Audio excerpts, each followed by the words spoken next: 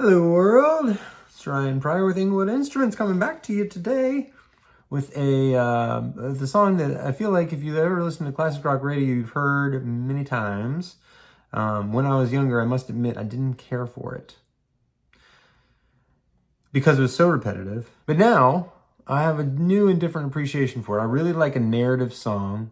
And today, so I'm talking about Copperhead Road with Steve Earle.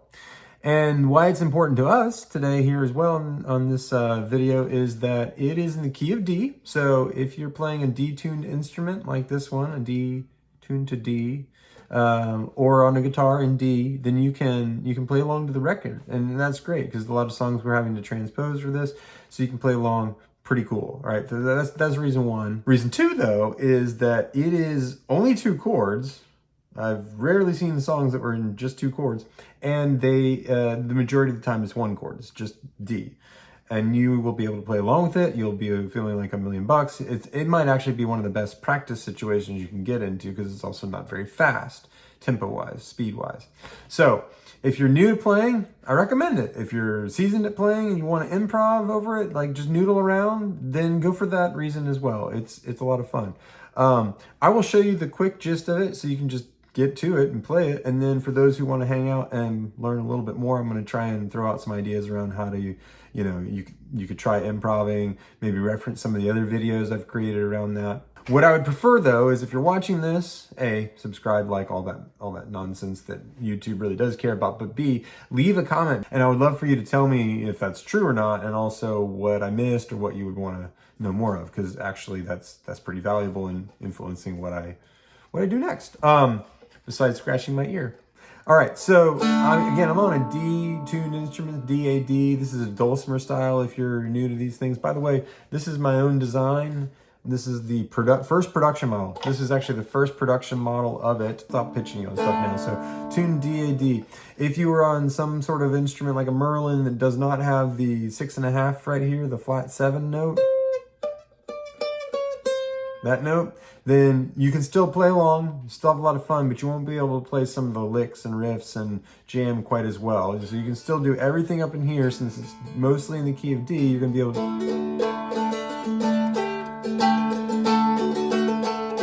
and just find out what you think works best. Figure out what you like a lot. Now, like I said, there's only 2 chords in it. The verse, which goes 3 times, is the majority of the song, and it's actually just D. And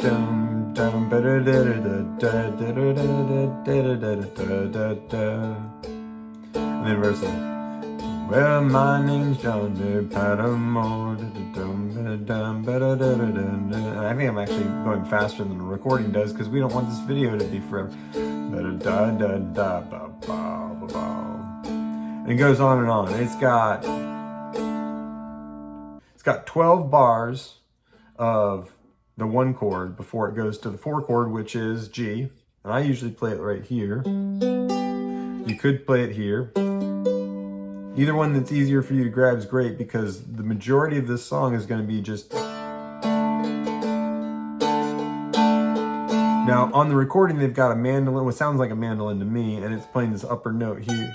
So if you don't have the extra frets above, that's fine too. But if you do, I would recommend holding down this one. I'm using my pinky so you can see it.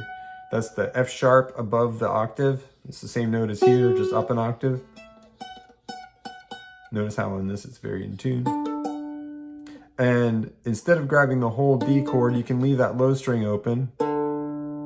And you can either do all of it or sometimes fret right there and get that whole thing. And then you're just doing...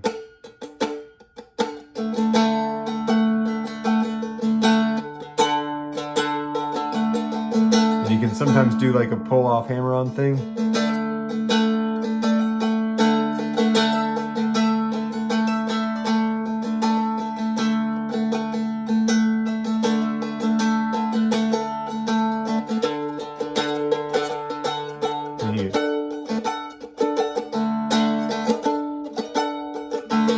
So you could just mix and match that to see how it goes. You could find a pattern that you like, a rhythm.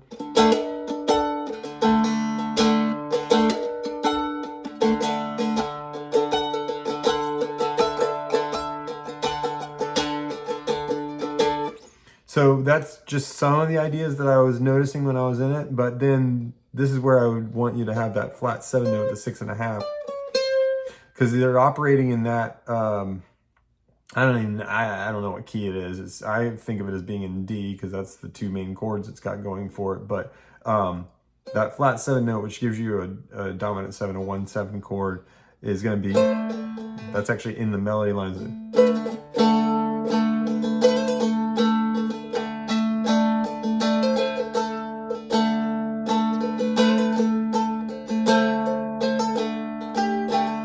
That's loose how I'm approaching it. So, and a lot of what he's singing is kind of in that thing too. Like,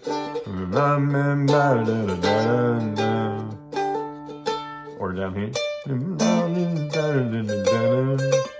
Might be down here.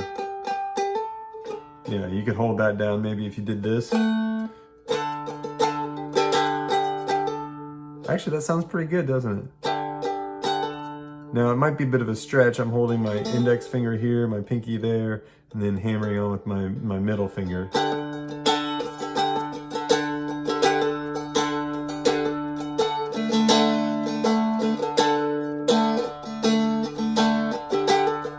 So I like that a lot now that I've found it. I've been hold that.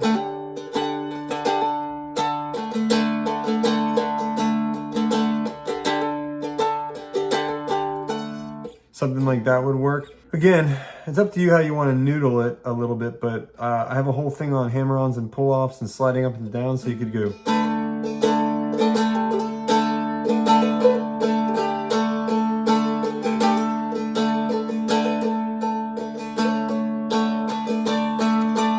Showing you how it works, not what you should actually do.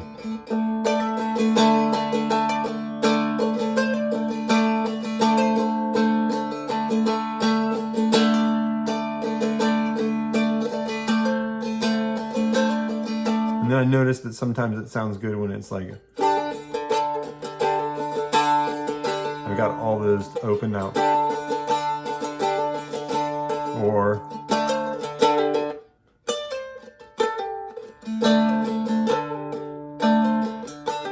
if you're used to playing guitar and have like a whole, you know, pentatonic cage kind of a thing, whatever you got going on, it's that sort of motion. And you could probably hit it on the low string too. I don't know if that sounds good or not. You have to decide. I think you'd want to get those upper strings. So every string open, and then you're going. You do that. Oh, that sounds good in the slide. Hit that low note. Ooh, that's good, isn't it? You'd think that I'd have thought of that before, but I sure didn't. All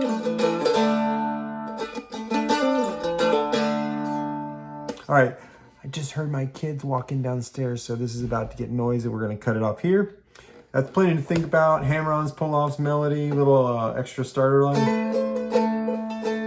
And anyway, just monkey around with that. Again, the 4 chord, the G chord happens towards the end of the verse. It's 12 bars of the 1 chord, and then 4, 1, 4, 1, and then that loops for the verse. I should have said that at the very beginning. It's very long. If you listen to it, you'll find it. All right, I have great confidence in you. Good luck, everyone. Let me know again in the comments if there are things I missed or that you'd like to know more about. I could always make another video. Thanks.